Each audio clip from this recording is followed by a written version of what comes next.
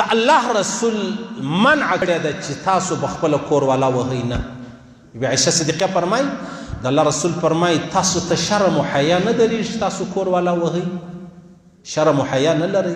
د الله رسول فرمایي زما چې سخت نفرت کېږي هغه له دې چې سړی خپله کور والا وهي. ګورئ ټیک دی منم کور والا ته وایې، د الله رسول فرمایي داسې مه وهه چې هغه نشان ورباندې جوړ شي، په دروازه کې ولاړه وه، په لاره کې ولاړه وه، چا سره ټلیفون کوئ، چا سره خبرې کولې، څه بې ځایه دا دغومره خو اجازت چې دی هغه شته، دغومره اجازه شته. حضرت عمر فاروق رضی الله تعالی عنه یو ورځ خپله کور والا وهله، یو سړی ورباندې رالی، بیا پوښتنه ځینې وکړه ولې خیر خیر، هغه ویل ما د الله د رسول څه اورېدلي دي که چا کور والا وهله پوښتنه مه جنګ کوه چې پر چشتي وواله، ځکه هغه به د دوی دوه د عزت مسله وي، نو چې تا ته کیسه وکړي نو د عزت رسوا سو. او د الله رسول فرمایي دا نو ډېر بدترین شخص دی چې یو سړی خپله کور والا وهي. ګوره پښتانه نه دي، پښتانه ډېر ستړی قوم دی، داسې ستړی.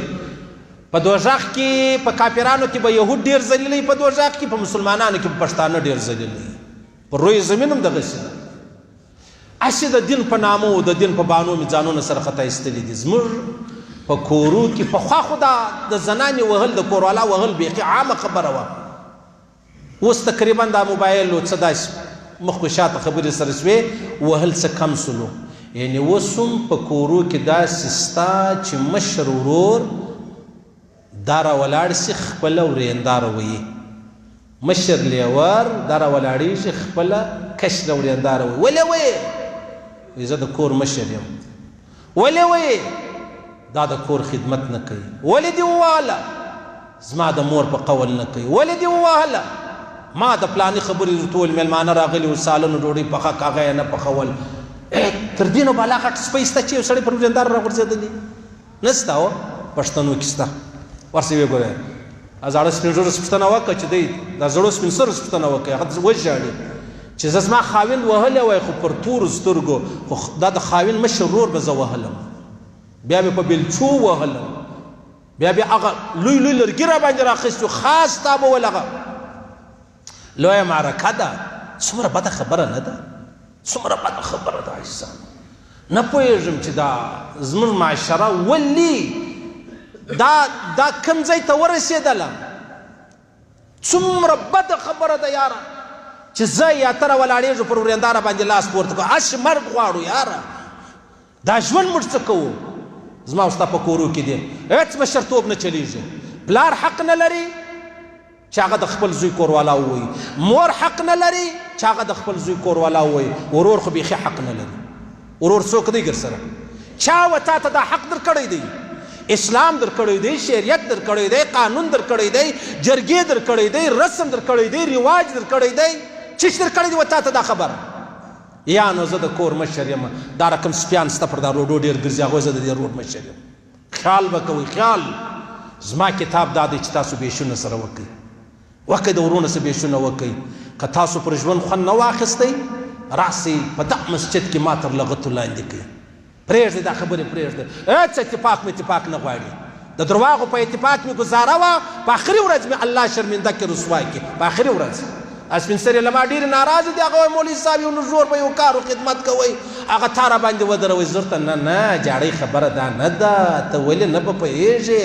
زه ستا خواشې ښیم چې هغې ستا سره ظلمونه کول. او مولوي صاحب تر خوله دې جار سم پر ما خواشې ډېر ظلمونه کول، دا بله لاره ورسره ونیسه خپل یې سر به خلاصېږي. بیا ورته ووایم ستا د لوره سره ډېر ظلم کېږي، ستا زوم و ستا د لور چې کوم هغه د زوم مور ده هغه دی د خدای ورک صحیح سلام، هغه د ګرد د خدای ورک کې دا د ژوندی دا نسي کېدلی. مور حق نه لري، زوی مجبوره کې ښځه طلاق کړه، زوی خوشحاله دی، ژوند یې خوشحاله دی، اولاد لري، نه ته بې طلاقه که نه زه شیدې نه در بخښم در ګرځه دا شیدې، تا ما ته شیدې د دې دپاره راکولې؟ زما ټول ژوند را تباه کوې، زما کشري کشري بچیان دي، زه په هغه څه چم وکړم؟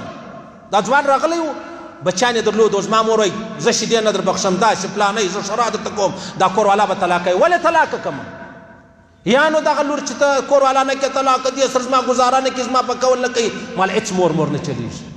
د مور خپل ځای دی، د بابا خپل ځای دی، د ښځې خپل ځای دی، د اولاد خپل ځای دی. مال د دې دی مثال دی. ګورې په بدن کې زړه ډیر چې دی هغه ضروري لازمي څه دي اوس که زړه راولاړ سي و دا وجود ته ووایي چې ته به دا لاس پرې کوې دا سترګه به باشه دا غوږ به پرې کوې ته یې ورسره منې یا نه منې ولې نه منې نو خو زړه درته وویلی دا زړه چې دا مور پلار د زړه حیثیت لري کوروالا چې د هغه د سترګو د غوږو د لاسو د پښو حیثیت لري نو چې مور پلار ویل ته دا ښځه طلاقوې به نه به طلاقوې ها حضرت عمر فاروق زوی ته وویلو ته به دا کوروالا طلاقوې د نه طلاقوله پیغمبر علیه السلام مبارک له شکایت راغلی ول د خپل بابا په قول وکړه ځکه بابا یو دی خبر لیدلی وه چې هغه د طلاق وه حضرت عمر فاروق ظلم نه کوي زموږ خلک د خپل نفس دپاره وایي د خپل نفس دپاره دا خپل زوی و خپلې کوروالا ته د منټو دپاره ورستئ ورسه ټیک د خون لره ولاړ سه اول به ماله راځې ادې ستا خپل عزت دی ستا تر قدمو لاندې الله زما جنت تېر شی دی صحیح ده ستا تر قدمو لاندې خو د دې دا معنا نه ده چې جنت به تر آخره پورې څه حق ستا دی څه زما دی څه به ته یې څه به زه یم نو به ژوند سره تېروو